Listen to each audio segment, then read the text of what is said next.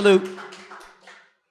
So I'm going to try to talk to you about Hackonomics, specifically Hackonomics 101. And I've been here, right? Like, I think a lot of us have sort of been at the point where you're halfway through the event and you're like, we do not have enough food. And what happened to the vegetarian option? So I've been there. I'm actually really old, is the point I want to make. Other much better people do this now, but yes. I want to talk a little bit about PenApps. We found this chart that Nick helped a lot with last night. So this is the 7-ish PenApps so far.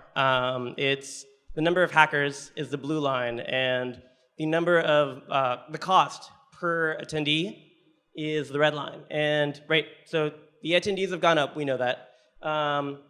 There's this weird U-shape on the cost per attendee, and I want to explain that. So the first part of that, where we had almost like $200 an attendee, was we didn't know what the hell we were doing, and we couldn't get people to, I could not get people to show up, and so we raised more money than we needed, and we ordered all these cookies, and I was walking around the engineering quad, like finding random grad students, like working on their PhD projects on Saturday night, looking really sad, and I was like, we have more cookies, come have some of our cookies, we have way too many cookies. And then people started showing up. It used to be really hard to get people to come to hackathons. It's gotten so much better. Right, so then we figured that out, and then we were down at about 100. And then there was a decision made by the PenApps team that we wanted to get bigger, and we wanted to sort of make this a multi-school event.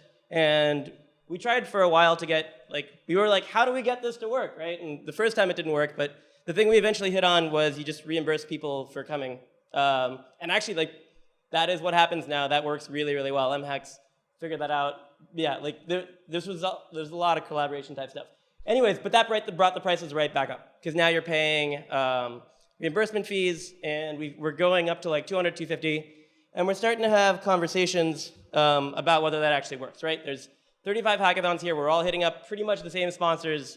The cost per attendee is going up, so just the sheer amount of money is going up. So I want to see if we can actually understand the economics behind this, right?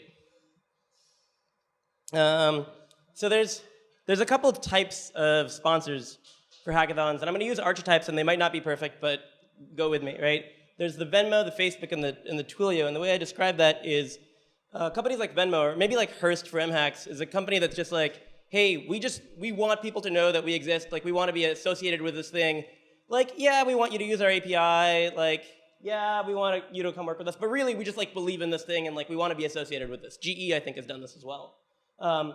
Facebook, again, they sort of care about all of those things, but the thing they really care about is at the end of the day, let's get some interns, let's get some full-time hires. They sort of have a process and it works. Twilio, again, evangelism. Let's get people to find out about Twilio. Let's associate Twilio with the fact that they're building new stuff and they're learning. And so those are the three general types of people giving you money, and those are hard. It's really hard to value evangelism. It depends drastically per company. It's really hard. Branding is a weird thing where if you get the CEO and he likes you, he's going to write you a big check, and if not, he's not. But recruiting actually it's a real industry. We can have a conversation about recruiting and understand those numbers. And honestly, most pitches are recruiting. I would say more than half of your sponsors, more than half of your money is going to come from that. So let's do a back of the envelope calculation. These numbers are complete BS, right? This is off by a factor of it's pretty weird. So I'm gonna give that caveat for when you tell me that I'm wrong about numbers. So if I am a third-party recruiter, so if I'm a company, if I'm Facebook, I need to spend money on recruiting, and I could spend money sponsoring this hackathon, or I could ostensibly pay a third-party recruiter or have an internal recruiter. If I have a third-party recruiter, which is I'm gonna use as a comparison, you get about 20, 25K per placement for full-time. Let's completely ignore internships. So how many of those actually happen in aggregate through the hackathon? So MHacks ran an informal study a year or two ago that said about 10% of people found the job that they were working at that summer through the hackathon, through somebody they originally met at the hackathon. Again, this is in aggregate, all companies. So we're trying to figure out if the value is there. And it's completely back of the envelope. Half of them are, so some of those are going to be full-time. Some of them are going to start as interns and then drop out and go work there. And so just back of the envelope, let's say half of them are full-time, because interns are worth, if you're not really going to pay a recruiter for interns. You might pay a recruiter for full-time hires. And so 20K, we take the multipliers. You're down to about $1,000 per attendee. And you're like, well, right? We're only raising 200 per attendee, so it looks like they're getting a bunch of value out of it. Except you remember that there's a big cost to actually getting people to go and spend their weekend with you and travel and book hotels, right? Because they're not sleeping in like, right, like where the guest hackers are sleeping. They're booking the Sheraton, right? These are grown-ups. They're not okay with it. So really, if you're raising like $200 per attendee, the companies are spending $400 per attendee, right? So we get the math to be, okay, the value is about $1,000 and the cost is about $400. So ostensibly, like that's still not bad. That says like we can keep doing this. Except you looked at the trends, and right, there's 35 of us here. There's more and more of us, and there's the bigger hackathons have grown largely because people are going from other places to their hackathon, right? And we've sort of figured this out, right? We've got the Facebook event, and we've got the organizer, and the organizer goes. I mean, I think someone's talking about that later. So you can take mHacks by Storm, or of course you can take HackRU by Tidal Wave.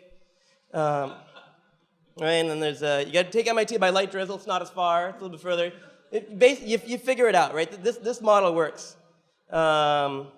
But we're all like eating the same pie here, right? Like it's the hackathon sponsorship money that we're taking from Twilio is like the same, or not, but say Twilio, but all of the sponsors. Like there is a budget, and we're all biting the same budget. And I don't know.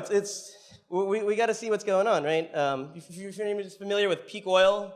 Right, we're consuming more and more oil, but there's a finite amount of oil available. So the question is, are we going to hit peak hackathon, and how do we survive that, and how do we move forward? So the first part that I said was sort of like, you might not agree with me, but it's like generally like accurate-ish. Now I'm going to go into weird tangents that are purely my opinion, and you're more than welcome to disagree, and this is controversial. So first of all, I want to talk about alternate energy sources.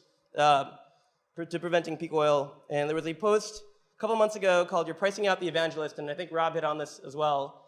Basically, hackathons get bigger and the sponsorship tiers go up, and then the evangelists are like, oh, we can't afford this. So now you're just collecting money from basically the Facebooks and the other big companies. So let's take, not Facebook, let's take LinkedIn, and let's look at Twilio. They care about two different things, but we have the same sponsorship package for them. We have like one set of sponsorship tiers. Really, if you came to LinkedIn and you're like, listen, if you got one thing out of this event, like you can only pick one thing, what would you pick? Right? LinkedIn would say, I'd like the resume pile. We're going to go through this. We're going to get some interns. It's going to be awesome. Twilio, if I had to guess, is going to say, we'd like that 2 minutes where we text everybody and it's magical, right? So they're looking for different things. The nice thing about that is you can say, hey, we actually have two different kinds of sponsorship documents. We have one for evangelists and we have one for recruiters. And you have to pick one or the other. If you're getting the resume pile, you're not getting the API demo. If you're getting the API demo, you're not picking the resume pile. The reason I think this works is because you can reasonably charge Twilio way less than LinkedIn, and LinkedIn has no way to like sort of like trickle its way into evangelism, because that's not what they really care about. And if some company really wants to get both from you, okay, great. You're like one of the top tier sponsors. You're paying like a boatload of money. Fine, you can have both. The other problem that we've seen is, right, the reason we're talking about API fairs is because you have this like 3-hour kickoff event where every company there, like API or not, is going to be like, so we're here and we got an API and check it out. But there's like 5 to 10 of them that are good, and those are really the only ones you want. And the only way you can stop, but it makes sense for Facebook to come up and talk about it, or not Facebook, it makes sense for, I don't know, company without cool API to come and give their API talk, because it's just like free additional branding. So we have to stop them from doing that so we can get rid of the 3-hour kickoffs. Those suck. You've been to those. The other thing that I want to talk about, and this is, I don't actually mean online advertising. I mean we should learn from online advertising, and this is going to be controversial. I'm going to break the recruiting spam filter. That's what I'm about to do. So the way we currently charge for recruiters is CPM, which is to say you pay a fixed rate, and you're like, okay, like you get this much money, and then however much benefit you get, that's how much benefit you get. But there's actually, if you look at online advertising, there's 3 models. There's CPM, which is just pure, like, you pay for impressions. And there's CPC, which is what Google does, which is you pay per click. And then you have things like CPA, which is cost per action, which is like Amazon, you can become an Amazon affiliate and get like 5 to 10% if somebody follows a link, if and only if they actually buy the thing. And it turns out that there's a lot more money to be made in CPA and CPC if you can measure it, as compared to CPM, which is sort of why these companies are doing it. But we haven't played with this at all. We have not played with this at all, right? We figured out CPM. CPM is freaking great, right? Like we raised what, like 250K, like on CPM. But if we want more money and if we want to grow the pie bigger, we have to talk about what CPA looks like. Or one option is to talk about what CPA looks like. Because there's a lot of money there, right? That's like 20K for hire. So I would say you have to figure it out. If I were to be playing around with Hackathon organization today and I was like, man, we're having a really hard time raising money, I would say, so listen, you're going to pay us like, say, 5K for the sponsorship and you care about recruiting. As one option, how about you can pay us 5K or you could pay us like 2K plus, like if any hire actually happens, we want like some amount of that. We get into all sorts of issues. I don't want to go too deep into this. You get into all sorts of issues, like, for example, right, you need the money now. You can't really be paid like that summer or like when the person gets the job. But there's organizational things that can be done around that. There are ways to figure that out. But basically, they have sponsors will give you more money if they know that they're getting results versus just like hope they're getting results if they're actually trying to recruit. And it's I don't know what it looks like. I'm playing around with it. You should talk to me if like you want to have that conversation. But yeah, it's like 20,000 a hire. You could like if you can measure that like say like 5 of your students get hired full time out of your hackathon, you've funded your next hackathon. Like you're done. Yeah. So talking about alternative energy. Come find me later if you want to try this. Happy to talk to you about it. Thank you.